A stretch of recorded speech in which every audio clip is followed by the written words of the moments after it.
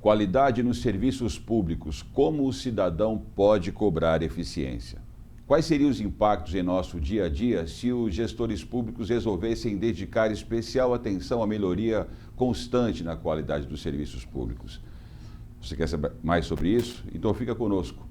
Eu aguardo você só um minuto. Até já.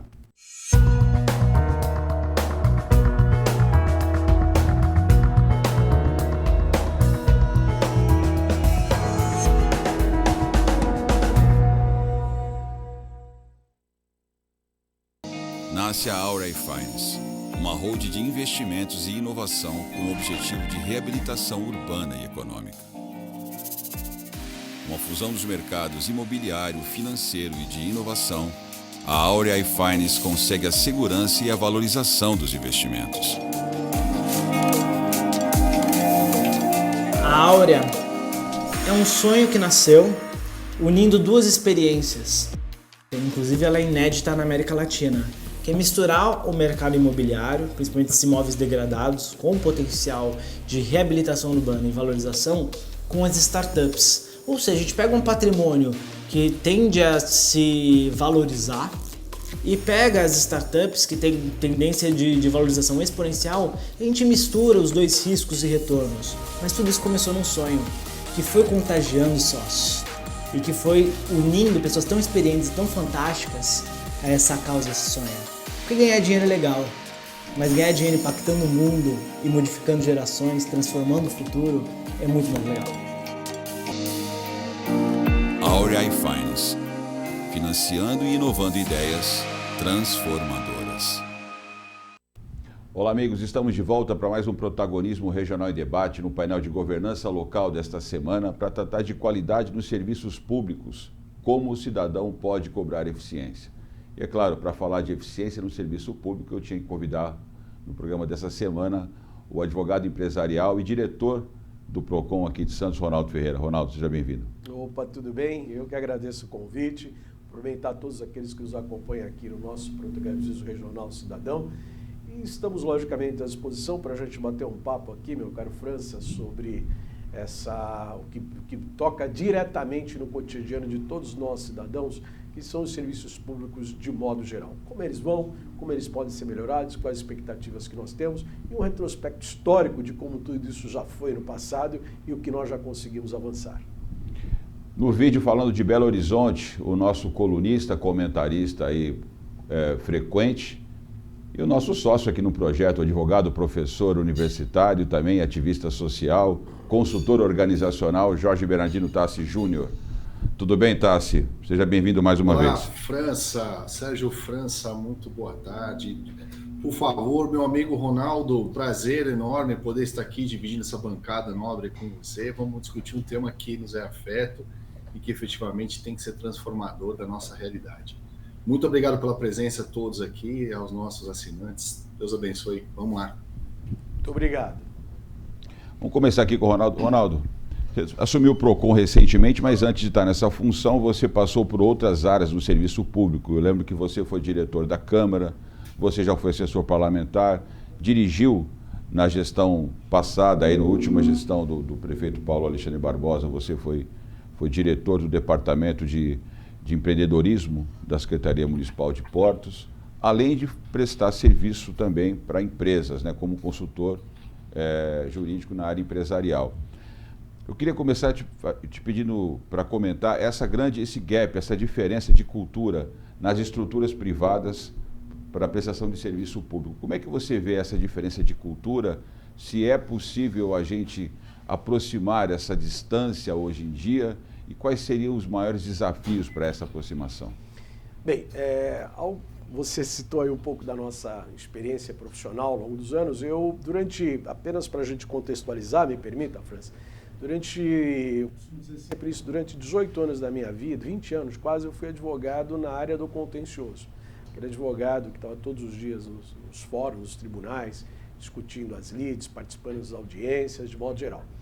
Posteriormente eu tive um honroso convite do meu amigo já falecido Marcos de Roses, que me honrou com um convite para ser o diretor da Câmara de Santos, diretor-chefe. Foi a minha experiência profissional, minha experiência na administração pública que se iniciou ali. que ela se deu diretamente na Casa Legislativa, onde nós fazemos as nossas leis, né?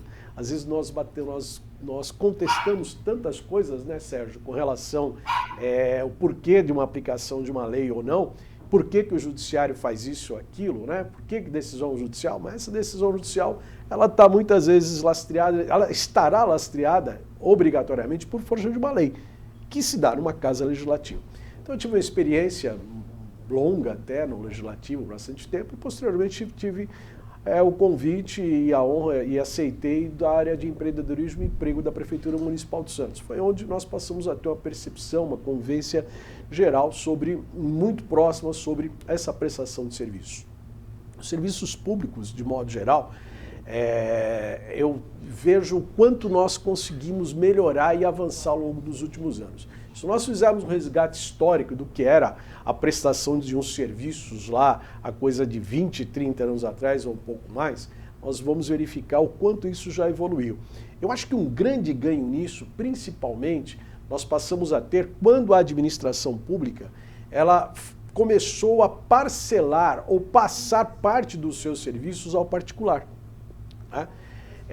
Porque você tem uma prestação de serviços de modo direto, exercido pela própria administração, e aquele indireto, que ele já é feito pelas empresas que, por uma concessão de serviço público ou por outra força de contrato, vão prestar aqueles serviços à comunidade. O serviço público, ele tem como principal atividade, ela entregar os serviços para o jurisdicionado, para o cidadão naquela localidade.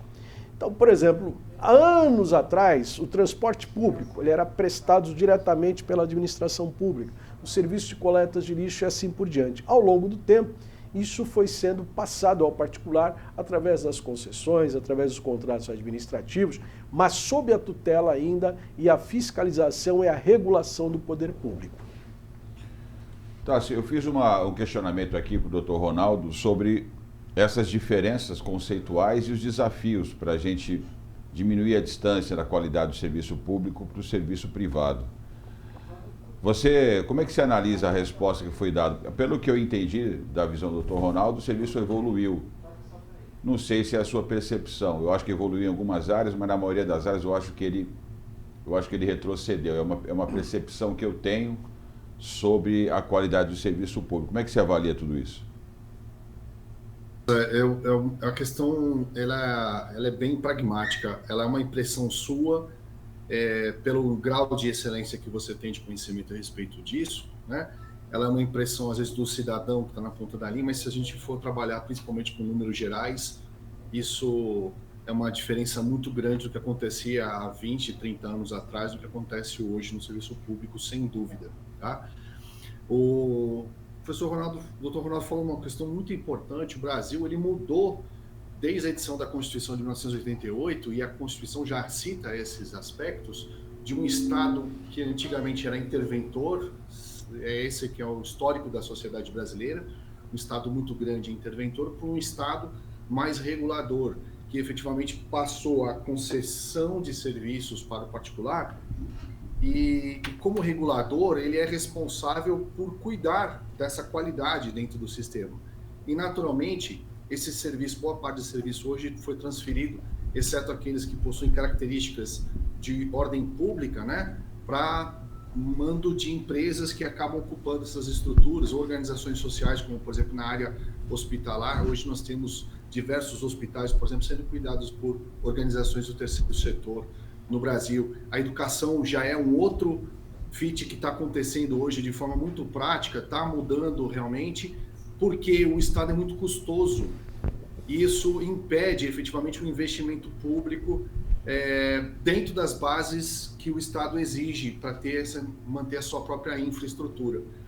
E aí, automaticamente, hoje nós temos essa mudança, principalmente da visão da questão das PPP, das parcerias público-privadas, né, dos processos de concessão. E também nós temos uma outra vertente que modificou claramente o serviço público, que é o aspecto da tecnologia, que ela acaba se infiltrando dentro da máquina pública de uma forma a impossibilitar retrocessos. E essa é a grande verdade. No serviço público hoje, ele tem que pensar no daqui para diante, porque tudo está mudando de uma forma muito rápida e a gente precisa ficar acompanhando bem de próximo, bem de perto essas estruturas para não perder o fio da meada. Eu vou fazer uma sequência, Ronaldo, sobre o que eu comentei agora para o Tassi. Na minha percepção, na maioria das áreas, o serviço ele não evoluiu, mas é uma percepção muito particular, até porque o Estado está ampliando as suas atribuições em termos de prestação de serviço. Que também, eu tenho uma opinião muito crítica em relação a isso. Eu acho que o Estado faz coisas demais e, por fazer coisas demais, não dá conta de tudo, né? E aí vem uma questão mais específica, né? Você acredita que é possível criarmos indicadores mais objetivos para medir essa qualidade? Porque nós estamos no campo da subjetividade, né? O que é qualidade, o que é uma boa prestação de serviço. Então a gente sabe que no campo acadêmico, você comentava comigo aqui até nos bastidores, antes de a gente começar aqui o programa, de que no mundo acadêmico há uma série de definições sobre o que seria qualidade. E ela vai variar muito conforme a localidade da prestação, dependendo do público, dependendo da cidade, dependendo para quem a gente está prestando serviço. O que é qualidade para quem está no interior de um estado do Nordeste, o que é qualidade para quem está na capital, para quem está no Rio de Janeiro, para quem está aqui em Santos. Então, talvez seja uma questão consensual de que é preciso criar indicadores mais objetivos. Você acredita que é possível nós caminharmos para a criação de indicadores que possam afastar mais esse campo de subjetividade da qualidade? Meu caro Sérgio, meu caro França, porque eu tenho dois Sérgios aqui, o Sérgio França de um lado e o doutor Sérgio Tassi ali, né? Lá é Jorge. Doutor Jorge. Jorge. Né? Me perdoe. É uma pequena confusão. Eu gostaria de fazer até uma complementação, um resgate da fala do doutor Jorge, com relação, ele cita especificamente a Constituição Federal. Eu acho que é um marco mesmo ali, eu acho que ali, a Constituição Federal, nossa, ela é alvo de muitas críticas, mas ela é uma Constituição que ela construiu para o Brasil aquilo que Ulisses Guimarães, quando da promulgação da Constituição, ele levantou a mão dizendo que aquela era uma Constituição cidadã. Inúmeras críticas nós podemos fazer à nossa Constituição, caberia aqui vários programas para nós discutirmos o histórico que nós chegamos. Mas ela é um modelo que hoje, quando nós falamos do serviço público, quando eu digo e afirmo, e que houve uma melhoria, um avanço muito grande nisso, ela se dá por força da própria Constituição. De tal sorte que logo depois, a nossa Constituição é de 88, aí quando nós vamos chegar ainda em 90, mais ou menos, nós temos inicia-se no Brasil já um Plano Nacional de Desestatização, que ele é embrionário, aquilo que o Jorge cita instantes aqui, o doutor Jorge, que foram as agências reguladoras que vêm com o tempo, porque na medida em que o Estado ele foi passando, vamos dar um exemplo, nós vamos chegar lá em 1994, 96, eu acho, a telefonia, que era tudo, o Estado ele mantinha todo esse serviço, a energia, a comunicação, os serviços de telefonia, os serviços de energia elétrica, tudo estava concentrado no Estado. O Estado não conseguia entregar aquilo. Um exemplo que nós temos lá, você não comprar um telefone, o cidadão ficava 2 anos para comprar uma linha telefônica. Isso é um serviço público que ele passou da tutela do Estado para o particular. E tudo isso se deu com respaldo em quê? Uma legislação, que foi a primeira que nós tivemos lá, que era o Programa Nacional de Estatização, e vem chegar no que o Jorge cita instantes, que é as PPIs, que elas já são uma legislação mais recente, que é 2016. Então, durante todo esse período, o poder público ele veio se amoldando para a entrega de uma prestação de serviços melhor, de um serviço público melhor, com qualidade, que passa da educação, como o Jorge citou instantes, o doutor Jorge citou, que passa por aquilo que nos aflige mais diretamente, por exemplo, na questão da comunicação. E como mensurar isso? Eu acho que um dos grandes ganhos que nós tivemos também são as ouvidorias. As ouvidorias, ela é a caixa de ressonância dessa sociedade. Por exemplo, nós podemos falar aqui num particular aqui, e isso aí é da nossa região, da nossa cidade, mas você citava em instantes, França, que nós temos um Brasil que ele é continental. Nós temos aí mais de 5.500 municípios. Então, uma realidade que ela é para uma cidade de Santos, que ela é para uma cidade de São Paulo e que ela é para Quixeramobim, que era para o Xiú, ela é totalmente diferenciada. Né? Vou dar um exemplo para vocês, né? Um exemplo para todos nós aqui, a questão dos serviços de coleta urbana, de serviço de lixo. Né? Muitos lugares não têm uma realidade como nós temos aqui na nossa região, onde todos os dias você vai estar passando ali o serviço de coleta na porta da sua casa. Em vários lugares pelo Brasil afora, isso se dá 2 vezes por semana, às vezes. Então, logicamente, quando você vai mensurar essa prestação de serviço em um município daquele como para o nosso, você vai ter realidades diferentes. Então, você passa muito pela percepção daquilo que está chegando na sociedade. Por exemplo, nós vamos falar do município de Santos. O município de Santos é uma cidade que nós temos um PIB extremamente alto. O IDH da cidade é muito elevado. Ele se equivale a praticamente a muitos lugares da Europa. Cidades da Europa, embora nós tenhamos nossos problemas também de ainda pobrezas setoriais em bairros da cidade, mas na grande média nós temos IDH acima dos maiores do Brasil. Então, quando você tem, e a Prefeitura de Santos, em particular, ela mensura isso sempre, ela acompanha. Por exemplo, quando você tem dentro do serviço público lá, para os servidores públicos, que é estabelecido um PDR, né, que é um plano que é um programa de resultados, aquilo está se mensurando também como chega o serviço público. As ouvidorias, elas vão mensurar também. Então, ela é essa caixa de ressonância. Então, eu vejo que você há de se chegar a um determinado momento em que isso vai se criar uma possibilidade de você realmente ter números que possam aferir como isso está chegando. E aí passa pelo que o Dr. Jorge citou há instantes. A tecnologia. E cada vez muito mais o mundo se torna digital, onde você pode ter elementos de você mensurar isso. Isso é importante, isso é necessário. Porque hoje em qualquer negócio, vamos imaginar o seguinte, vamos imaginar, França, que você vai colocar, você é um empreendedor e você vai colocar vamos dar um exemplo, um serviço de café aqui na região.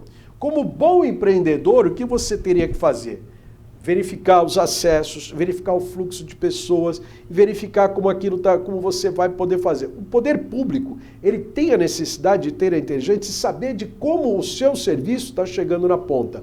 O bom gestor público, ele tem o compromisso e a obrigação de verificar como esse serviço está chegando, até para que ele possa, dentro das suas políticas, e dentro da sua peça orçamentária lá no futuro, onde ele vai priorizar para a entrega desse serviço melhor.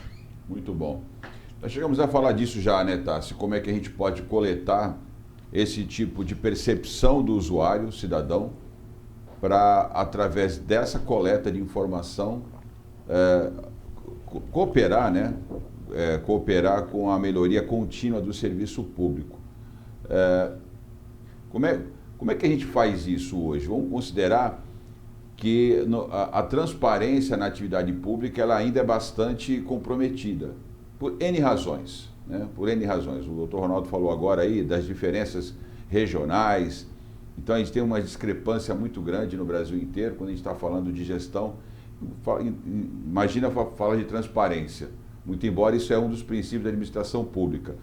Mas qual é a tua análise em relação a isso? Porque acho que também nós três vamos concordar aqui que entender o público é fundamental para criar parâmetros de qualidade.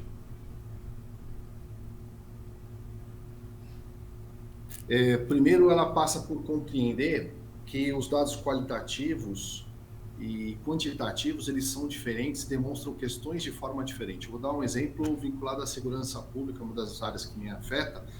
Então, por exemplo, o Centro de Operações da Polícia de São Paulo recebe por dia, em média, 1,5 milhão de ligações, né? Isso são convertidas em 90 mil ocorrências policiais. São números monstruosos, literalmente. É um dos maiores centros de operação do mundo, se não o maior centro de operações do mundo, de uma estrutura que acaba gerando atendimento ao público 24 horas por dia. Só que é o seguinte, de repente aparece aquela ocorrência no programa XYZ, um policial espancando uma pessoa no dia a dia, né? Então, pera um pouquinho. O problema muito sério é a gente começar a trabalhar a questão da percepção das pessoas. Ponto.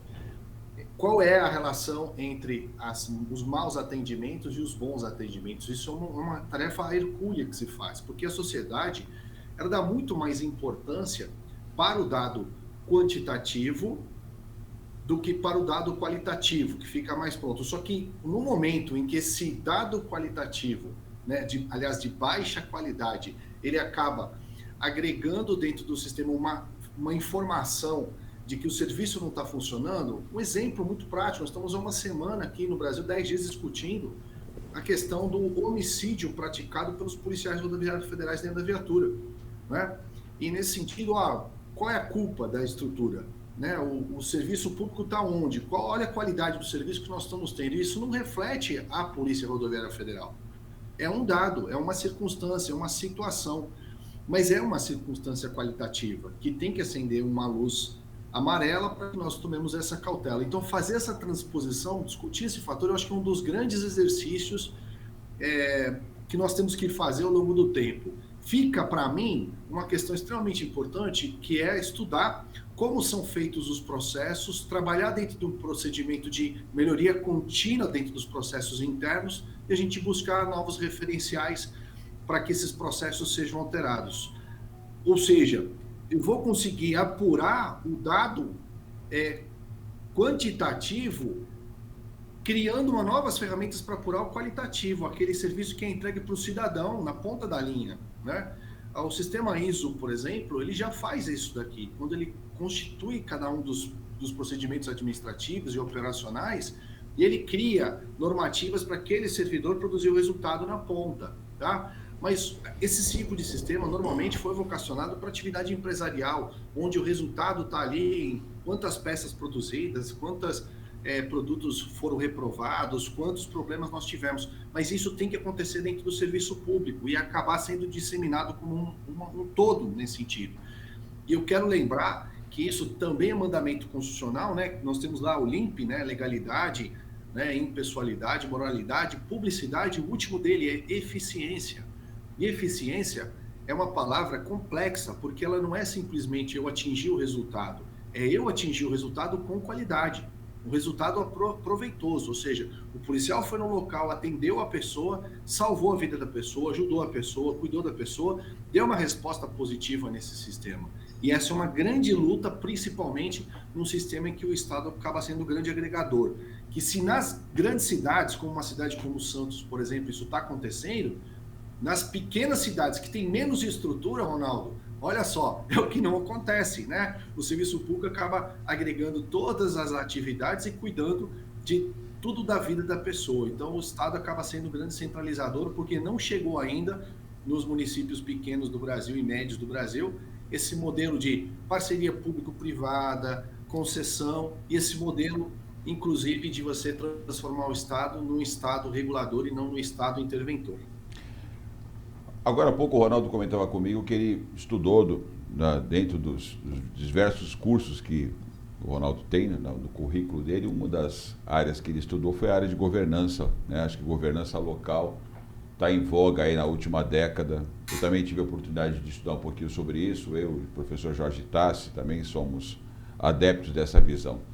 E para quem não sabe muito, né, governança vem muito desse tema, né, de transparência, comitês de validação, né? Ou seja, protocolos de gestão, então instâncias deliberativas. Então o modelo de governança tem muito isso daí. E a governança local, ela traz para essa esfera da comuna, dos municípios, essas ferramentas. Então, acho que é importante a gente abordar isso, né, Ronaldo, para a gente começar a pensar o seguinte: como é que a gente pode trabalhar para criar instâncias que deliberariam critérios de validação desses indicadores? Porque se a gente quer sair do campo da subjetividade, como nós falamos agora, então seria fundamental que as cidades adquirissem essa cultura de participar. Nós temos aí os conselhos, mas que já são órgãos aparentemente ultrapassados. Eles não estão atendendo mais essa demanda, essa necessidade de deliberar sobre indicadores. O que o transporte público está entregando? O que eu posso considerar qualidade? É o ônibus chegar no horário? Ou é o ônibus transportar com segurança e conforto? Ou é o mix dessas coisas? É chegar no horário, transportar com segurança e conforto, mas uma passagem justa e adequada? Ou o valor da passagem pouco importa? Olha a complexidade do negócio, né? Como é que a gente consegue avançar para que essa cultura comece a ser implementada na criação de comitês que deliberariam sobre qualidade para a gente poder acompanhar esse processo? Olha que loucura de Bem, pergunta. França, eu quero dizer que eu estou estudando, continuo estudando governança. Como já, até porque a governança hoje ela faz parte de um tripé hoje das grandes discussões do mundo, né? Então, logicamente, a gente está discutindo Mas sempre. Aqui também nós estamos começando um tema que acho que a gente vai falar Sim, por sem muitas dúvida, vezes. né? Então, em decorrência disso, Jorge, França e aqueles que nos acompanham, eu entendo até para que a gente possa ter metodologia até para mensurar e captar essa percepção que a sociedade está tendo lá na ponta do seu serviço. Primeiro, esse serviço ele precisa ter 3 coisas, ao meu ver. Ele precisa ter regularidade, eficiência e a finalidade, e atingir-se a finalidade. Com isso, a gente pode criar pelo menos uma referência de que se nós podemos mensurar esse serviço ou não. Porque se esse serviço é esporádico, ele não tem ele não tem uma regularidade, né? Se a eficiência dele é questionável, a finalidade não foi atingida. Então acho que a gente teria que pelo menos ter um marco desse serviço para a gente colocar lá. Com relação aos conselhos, os conselhos já fazem parte de um sistema de governança. Se eles estão hoje atendendo os seus propósitos ou não, eu vejo que isso é muito mais, às vezes, da própria participação da sociedade. Que olha só, quando os conselhos eles têm um papel, por exemplo, quando você fala de um Conselho Municipal de Saúde, a relevância do Conselho Municipal de Saúde, ela tem que ser realmente comemorada. Agora, é preciso que saiba a importância que ela tem. Por exemplo, as aplicações dos recursos do SUS, eles passam pelos Conselhos Municipais de Saúde. Tá? Então, há um papel preponderante. Agora, como que vai se lidar com isso? É realmente ter uma participação ativa e não protocolar. Né? Quando eu digo protocolar, Jorge, se instala a reunião do conselho, cada um vai lá, faz-se a ata e vai embora e está tudo certo. Vai embora para casa. É verdade. Fica à vontade para a intervenção. Isso aí não paga nem o café da estrutura pública, não tem. O custo-benefício de um conselho que age dessa forma está gerando prejuízo até de café. Exatamente. Porque ele não gera resultado. Nós precisamos de conselhos que são efetivos e discutir políticas públicas ali dentro. Eu gosto, Ronaldo, eu gosto da atuação. Eu acho que assim, o conselho mais efetivo que nós temos normalmente é o de saúde. O exemplo que você trouxe é fenomenal, tá? Eu acho que o conselho, o CMDCA também, normalmente eles funcionam bem. Eu não sei aí na cidade de Santos de forma específica, mas eu vejo como ele funcionando bem. Agora, os conselhos de meio ambiente, muitas vezes, eles estão pecando e os conselhos na área de segurança pública, então, são, para mim, os que mais sofrem hoje, infelizmente. Exatamente, mais ou menos. Jorge, é exatamente essa questão em França, a questão protocolar. O grande problema é quando você abre uma sessão de conselho que não tem participação. O conselho, ele é uma representação e expressão de uma sociedade. E ali é o momento que ele tem que colocar, olha, não está funcionando, não está acontecendo, de cobrar do poder público de modo geral e dos agentes envolvidos. Por exemplo, o CMDCA, que é o Conselho Municipal de Defesa da Criança e do Adolescente, tá? Todos eles têm com base dentro do Estatuto da Criança e do Adolescente, e ele tem que ter uma participação efetiva, ele tem que se contrapor muitas vezes ao próprio poder público, ele está ali para isso, ele é a expressão de uma sociedade. Por exemplo, os conselhos de segurança, se o conselho de segurança for protocolar, não vai avançar. Né? Então, os modelos do que nós podemos aferir depois da qualidade desses serviços, eu acho que é uma construção ainda, França, que a gente vai levar um tempo até para homologar isso. Mas se nós formos pensar em conselhos, é tudo muito recente ainda. E aí a gente volta na Constituição Federal. Se hoje nós temos aí, Jorge, o Conselho, o Estatuto do Idoso, o Estatuto da Criança e do Adolescente, tá? A legislação ambiental, isso é tudo fruto da Constituição de 88. O Código de Defesa do Consumidor, tá? Ele é fruto da Constituição Federal de 1988 que tratou dessas matérias. Então, os conselhos hoje, que eles têm uma participação, uma ação mais efetiva, tá? Se dá, inclusive, porque olha a importância de um conselho. A liberação de muitas verbas públicas para projetos passam necessariamente pelo crivo do conselho. Então, o que eu vejo hoje, França, é que a gente tem ainda muito a construir. É difícil eu ter uma posição hoje, me permita aqui, realmente eu não tenho como dizer hoje qual seria a melhor forma de nós aferirmos isso. Porque primeiro nós temos que verificar se esse serviço ele tem a regularidade, a eficiência e tem atingido a finalidade. E aí assim a gente pode mensurar. Se não, sem isso sequer não podemos citar. Por exemplo, podemos pegar o serviço de iluminação pública de um município. Nós sabemos, por exemplo, que hoje a iluminação pública dentro dos municípios ele foi até já terceirizado, é o particular que faz hoje. Porque lá atrás, quando nós falamos há instantes agora, quando nós tivemos o processo de privatização do sistema de energia elétrica, por exemplo, das distribuidoras, né?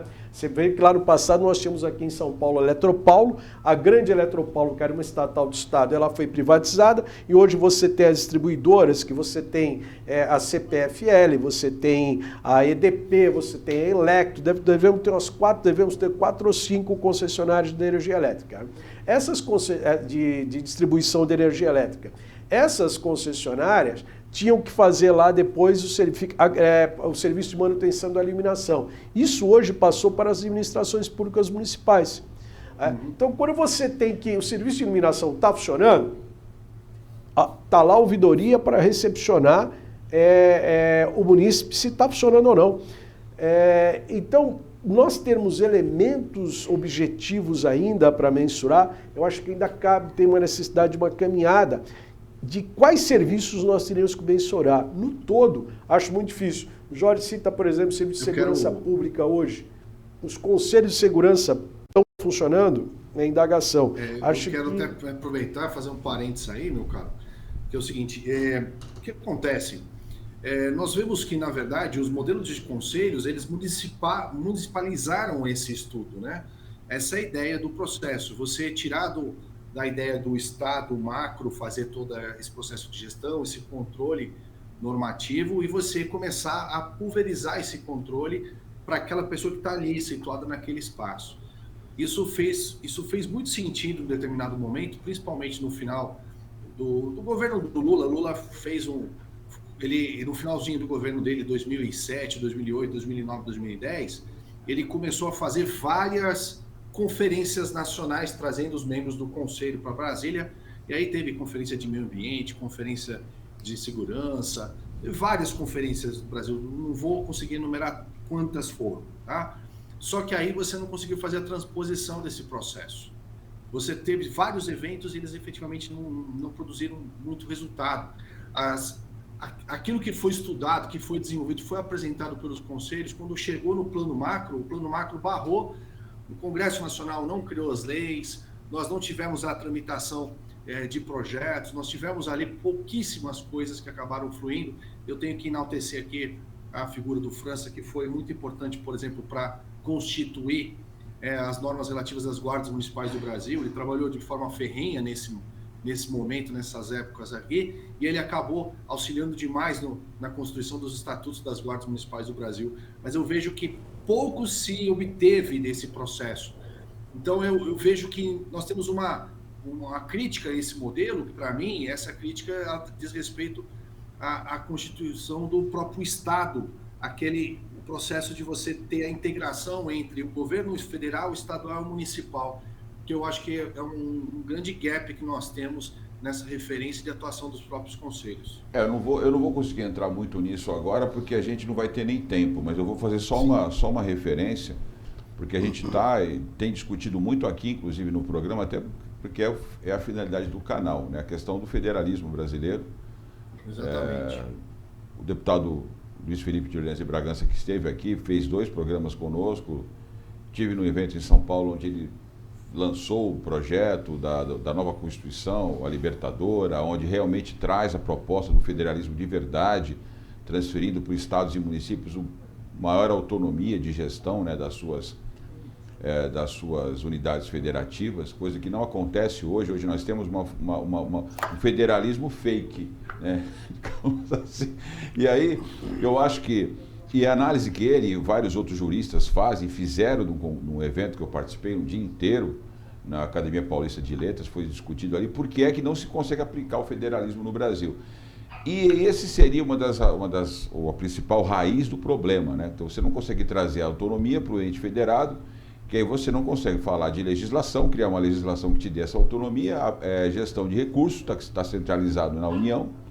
Então você não tem dinheiro, autonomia para legislar, e aí, consequentemente, você não consegue, inclusive, atender uma demanda que está na ponta lá, um reclame do usuário, né? Você estava falando agora, por exemplo, de energia elétrica. Qual é a competência de Estado, município para legislar sobre isso? Vamos falar de saneamento. O marco do saneamento foi votado em Brasília esse ano, né? Então, transporte público. Tem muita coisa centralizada na União, algumas no Estado e quase nada na cidade. Talvez, eu quero o comentário dos dois, não seria, passa um pouco por isso, um federalismo que não se está previsto de fato, né, na nossa legislação atual para permitir que a gente avance na gestão da qualidade, na prestação do serviço público? Olha, sobre a questão da Constituição, eu sou contrário a uma Constituição. Primeiro, quem faria essa Constituição? Quem? Nós vamos fazer uma Constituição construída por uma elite? Ou nós vamos fazer uma Constituição construída, uma Assembleia Nacional Constituinte, por que representantes? Nós fizemos a nossa de 86, que ela foi... Sou contrário também. Oi? Sou contrário também. Eu acho que não é essa pegada. Eu não posso julgar mal uma Constituição se efetivamente as autoridades que estão abaixo não a cumprem. Exatamente. Eu acho que a grande discussão... do Estado. Então nós comungamos do mesmo raciocínio nesse aspecto, Jorge. Sim. Mas que Constituição? Qual seria essa Assembleia Nacional Constituinte nossa? Nós podemos fazer críticas, mas do ponto de vista doutrinário, a nossa Constituição é uma Constituição rígida, analítica e rígida. Ela não é sequer semi-rígida. Ela exige que 3/5 das casas legislativas possam fazer qualquer modificação nela. Então você vê essa característica nela.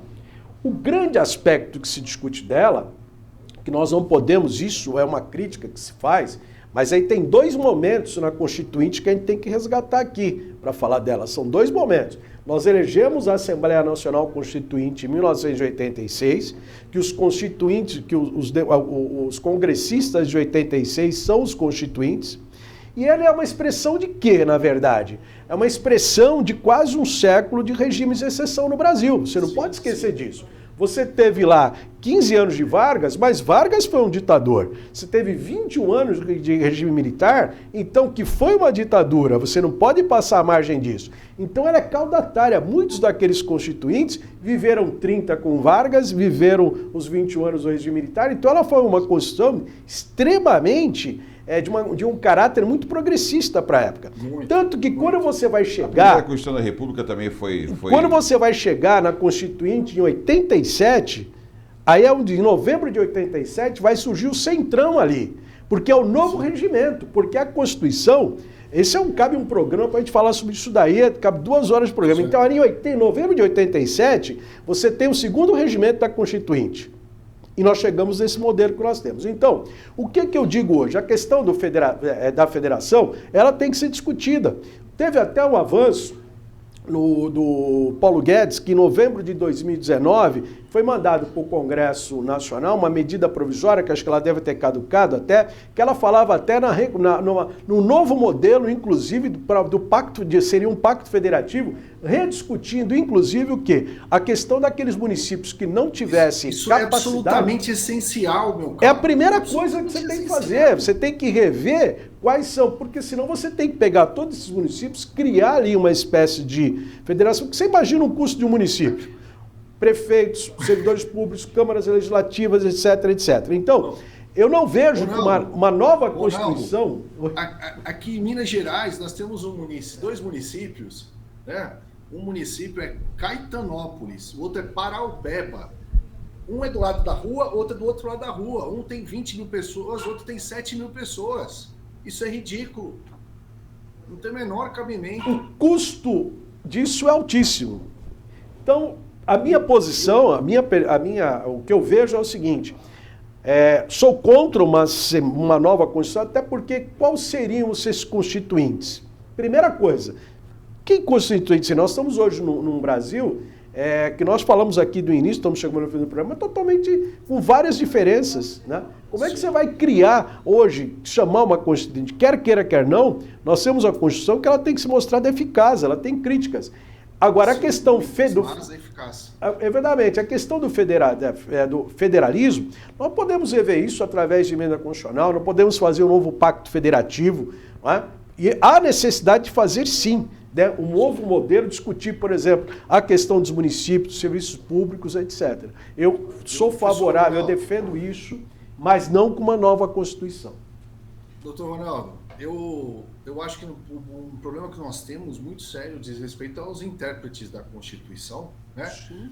E eu vou me salvaguardar de Joaquim José Gomes Canotilho, para mim o maior constitucionalista deste planeta, né? Pelo menos um dos, com certeza, e um dos grandes responsáveis pela estrutura do constitucionalismo que veio aqui para o Brasil. É verdade. Só que ele constituiu uma obra chamada Constituição Diligente, nós conhecemos essa obra, né?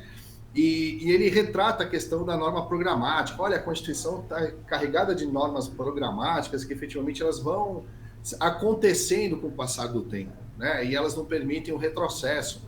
Só que no âmbito da nossa sociedade, a gente esqueceu de acompanhar a própria teoria do professor Canotilho. Não é que ele renegue a Constituição Diligente, mas ele fala, nós temos que superar esse modelo. Nós precisamos de uma Constituição, né, que tem determinadas questões que são para ontem. Então, por exemplo, o nosso artigo de normas de direitos sociais, ele praticamente ali está meio que abandonado, está meio de lado nesse processo. Nós temos muita pouca vocação para a distribuição de renda, para a construção de uma sociedade mais justa, mais equilibrada. Nós precisamos dar mais enfoque para esse processo. Isso tem que partir por meio do emprego, mas tem que partir por meio da capacitação da população também. A educação foi muito relativizada, e vamos ser práticos, ela foi relativizada, né, nos últimos 20 anos de Brasil ou mais. Então as escolas públicas...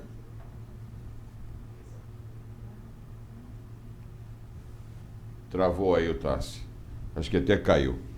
Ops. Vamos voltar aqui. A gente estava acabando aqui, né, Ronaldo? Só para a gente poder dar uma arrematada nesse assunto. Eu teria até um recorte para fazer sobre... Caiu. Então, espera aí que eu já volto com você. Tranquilo. Mas eu acho que como a gente já não tem mais tempo, a gente volta a falar da Constituição num outro programa. Vou ficar te cobrando a participação. Mas é assim... a gente chegou a discutir algumas vezes a possibilidade de, nesses mecanismos de redução do custo da máquina pública, sem prejuízo da qualidade do serviço que está sendo entregue ao cidadão, que essa redução de custo, de custeio, possa ser devolvida em parte para o próprio servidor. Você falou do PDR, que é um plano de desempenho e resultados, acho que é isso que a Prefeitura de Santos tem, mas a gente percebe, até onde eu sei, que os indicadores, a avaliação de desempenho e resultado é feito pelas chefias, mas não é feita uma avaliação externa do tomador do serviço. As razões, a gente imagina que são até pressões políticas, isso pode criar conotações de ordem política, qual é a percepção do usuário, do eleitor, alguém pode querer usar isso de alguma forma, enfim. Então, essas são duas perguntas, chegando no final desse programa aqui. Você entende que é possível a gente caminhar, agora como advogado, falando no sentido de devolver parte dessa economia para o servidor como estímulo de melhoria do serviço, ou seja, parte volta para o Tesouro, parte a gente consegue criar, né, um orçamento aí que no exercício seguinte a gente consegue compartilhar esse resultado, essa redução de custeio da máquina com o servidor, então isso estimula a você melhorar a gestão do serviço público. E, em segundo lugar, a outra parte da pergunta, é possível a gente avançar para dialogar mais com o cidadão, para que ele seja parte também nesse processo de avaliação do desempenho? Vamos lá, quando eu quero resgatar a questão que nós falamos, regularidade, eficiência e finalidade. A eficiência passa pela qualidade do servidor público. Eu acho que hoje é um dos grandes desafios das gestões públicas de modo geral, isso eu estou falando de União, Estados e municípios, do serviço público num todo, está exatamente na falta de carreiras mesmo desse servidor público. Se você pega hoje, por exemplo, a questão da Polícia Federal. A Polícia Federal não tem carreira. Tanto que hoje há um contraponto que está tendo aí com o governo atualmente, sobre reajuste, não, mas é carreira. Então, por exemplo, quando você pega ali nas questões de escrivão, agentes e por aí afora, o que você tem que rediscutir em todas as carreiras da administração pública, União, Estados e municípios, de como você vai dar qualidade, capacitação, realmente criar uma burocracia. A verdade é essa, criar uma burocracia, qualidade. Isso passa pelo servidor. E esse servidor, ele ser qualificado, né? Ele ser realmente, passar por processo de reciclagem para que ele tenha o seu retorno financeiro. E também, não é porque, aí é uma crítica geral, muitas vezes o cidadão passa num serviço público, eu tenho 2 filhos servidores públicos, então eu falo com muita de quadros de carreira, quadros concursados, né? E muitas vezes acaba acontecendo o seguinte, em determinado período, por falta de estímulo a esse servidor, por falta de expectativa na carreira, acaba se caindo numa zona de conforto. Por quê? Não se criou objetivos na carreira. O cidadão entra lá, por exemplo, vamos lá, escrevente, mas o que ele pode ser com escrevente? Até onde ele pode ir? Então é criar realmente um plano de cargos, carreiras, salários para o servidor para que haja estímulo. E a administração pública num todo, ela tem que reciclar, tem que colocar esse servidor de volta numa sala de aula, de volta, e isso contar ponto na carreira, construir alguma coisa assim, para que esse serviço possa ser eficiente também. Esse é um ponto que eu vejo, né? O segundo até esqueci, França, desculpa. Que a gente contemplar, na verdade... O retorno disso, né? O retorno disso... Quero entrar nessa pergunta aí também, ó. O retorno disso, França, primeiro, eu acho que a gente tem que saber se nós atingimos a finalidade, né? Mas aí não entra o usuário cidadão? Sim, agora, esse usuário cidadão, por exemplo, você falou o PDR, por exemplo, aqui, ele é calcado em quê? No aumento da prestação de serviço lá na ponta para a comunidade. Por exemplo, vou dar um exemplo. Eu tenho hoje, dentro das minhas metas no Procon este ano, de 2022, aumentar o número de audiências. Uma segunda, a inserção de uns serviços de WhatsApp ao consumidor. Então, tudo com vistas a melhorar o desempenho do serviço público lá na ponta. O resultado disso, se você conseguir mensurar, e tem um outro lado também, é você fazer com que a sociedade queira participar. Muitas vezes, a sociedade ela fica à margem do processo, porque às vezes não tem interesse, você às vezes marca audiências públicas, faz publicidade para as audiências públicas que são de interesse e quando você chega numa audiência pública, ela está vazia às vezes. Então, mas, França, eu quero um conta-pronto aqui com o Ronaldo agora, aqui, que eu acho importante nesse ponto. À vontade, Jorge. Ô, Ronaldo, é o seguinte, meu caro, eu comecei a trabalhar no ano de 1998 junto aos estudos para a construção do sistema de avaliação de desempenho da Polícia Militar do Estado de São Paulo, tá? Então, eu fui membro de uma comissão de vários oficiais da polícia, sargentos da polícia, soldados da polícia, para a gente fazer esses estudos nesse sentido. Aí, em 2004, eu fui o primeiro oficial da Polícia Militar a aplicar efetivamente o sistema de avaliação de desempenho para demitir um servidor público. Por quê? Porque ninguém nunca aplicou até então. E eu vou falar Jorge, só um parênteses, você está falando... fora. Oi? Me permita só um parênteses, você está falando dos militares, né? Sim, mas acontece que existe esse gap enorme, que é, primeiro, né, os processos das próprias chefias, parte da chefia, porque o sistema tem que vir de cima para baixo, você sabe disso, né? Construção e respeito dessas premissas dos sistemas de avaliação de desempenho do servidor público. Colocar, porque o servidor público no sistema de avaliação, ele tem que colocar para a chefia quais são as pretensões dele, o que ele quer fazer no próximo semestre, o que ele quer fazer no próximo ano. O chefe tem que colocar o que é importante para ele, de perspectiva para ele crescer, para ele se construir, para ele se capacitar, para ele ser um servidor melhor. Essa relação não está sendo construída. A maior parte dos órgãos da administração pública no Brasil, elas simplesmente colocaram esse sistema de avaliação do serviço público, do servidor público, como uma questão pro forma, que efetivamente acaba não gerando resultado nenhum. Então, isso é uma reclamação que particularmente eu tenho nos estudos que eu fiz, efetivamente, eu percebo que existe esse gap que é simplesmente uma inconsistência do próprio serviço público, um desrespeito em relação à Constituição, porque isso está no artigo 37 da Constituição, com uma grande obrigação à constituição desses sistemas e que isso efetivamente acabe gerando resultados. E nós não conseguimos transportar isso para devolver nesses indicadores que seriam importantes para o próprio cidadão sobre a melhoria do próprio serviço público. Como é que o meu servidor está se capacitando? E muitas vezes esse servidor fica a Deus dará no serviço público também. Tá? Então, esse é um lamento que eu tenho nesse sentido, eu não posso deixar de externar. Não, concordo com situação. você. Faltam políticas realmente de carreiras, o trato do servidor público. Isso daí é inquestionável. De como você vai... E isso melhoraria os quadros, de modo geral, as carreiras. Isso é uma importância muito grande. Eu falei da questão, você falou dos militares, né? Porque o militar tem aquela característica diferente, a hierarquia, a disciplina, você tem os intertícios nas promoções, você tem todo o sistema de remuneração. Já é uma coisa bem construída, no meu ponto de vista. Bem construída. Diferente. Se não dá certo lá, imagine nos outros lugares. Exatamente, ela já é bem construída e tem gargalos. De alguma forma, eu fui um militar do Exército de baixa patente, eu tenho um filho que é oficial da Polícia Militar, então a gente tem uma certa intimidade com essa questão do militarismo, né? E já é bem construída, e já tem gargalos. Agora, quando você transporta isso, tá, para os serviços de modo geral, que é a sua grande maioria do servidor público, os gargalos são imensuráveis, meu caro França. Estamos chegando no final, Ronaldo, dar esse espaço para você poder falar um pouquinho como é que está o serviço no PROCON, explicar o que tem ocorrido lá. Você falou aí que existiam metas da administração para aumentar as audiências públicas, né? Então o PROCON hoje ele conta com salas de conciliação, né, com as reclamações que aparecem ali. Onde que está esse serviço hoje de conciliação do PROCON, para quem está nos acompanhando e até tem alguma demanda aí com algum serviço público? Como é que está isso?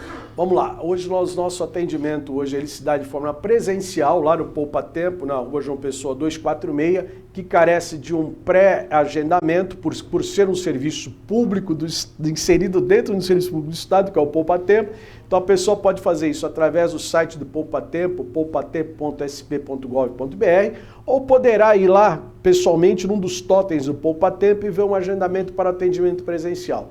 Fora tipo isso, nós temos... reclamação? As reclamações são de toda a natureza, tá? É aquela reclamação de um serviço contratado com defeito, é uma questão, por exemplo, que você tem até efetivamente sobre uma dúvida no seu cartão de crédito, na sua conta bancária, é o serviço de telefonia, tudo aquilo que diz respeito à relação de consumo. Um dos mais demandados, meu caro Francis e Jorge, hoje, que nós temos com o aumento do mundo cada vez mais digital, são os serviços de telefonia e de dados. Esse é o maior número que nós temos de toda a natureza. Os serviços de energia elétrica, os serviços de modo geral hoje, que mais afetam a sociedade, são aqueles mais demandados que nós temos, né? Então a pessoa, o nosso município ele poderá se utilizar disso. Nós temos o atendimento presencial também na rua Barão de Paranapiacaba, número 28, ali na Unimes, de segunda a sexta-feira, das 9 às 16 horas. E temos também no nosso site. Você pode fazer a sua reclamação pelo nosso site proconsantos.sp, procon.santos.sp.gov.br. É só você digitar Procon Santos, que lá você vai fazer o seu cadastro e inserir a sua reclamação lá. E a sua dúvida você pode mandar pelo nosso e-mail, procon@santos.sp.gov.br. Maravilha. Tassi, suas considerações finais aí para sua participação no programa de hoje. Eu quero, de uma certa forma, aproveitar a experiência do nosso causídico, nosso grande professor aqui em Direito, experiente advogado, né? Na verdade, não é bem uma experiência, o seu comentário sobre isso. Eu acho que o CPC novo, ele ainda não foi bem compreendido pela sociedade, o Código de Processo Civil, né? Mas ele traz muitas lições para que nós possamos modificar um pouco a própria estrutura de gestão da sociedade.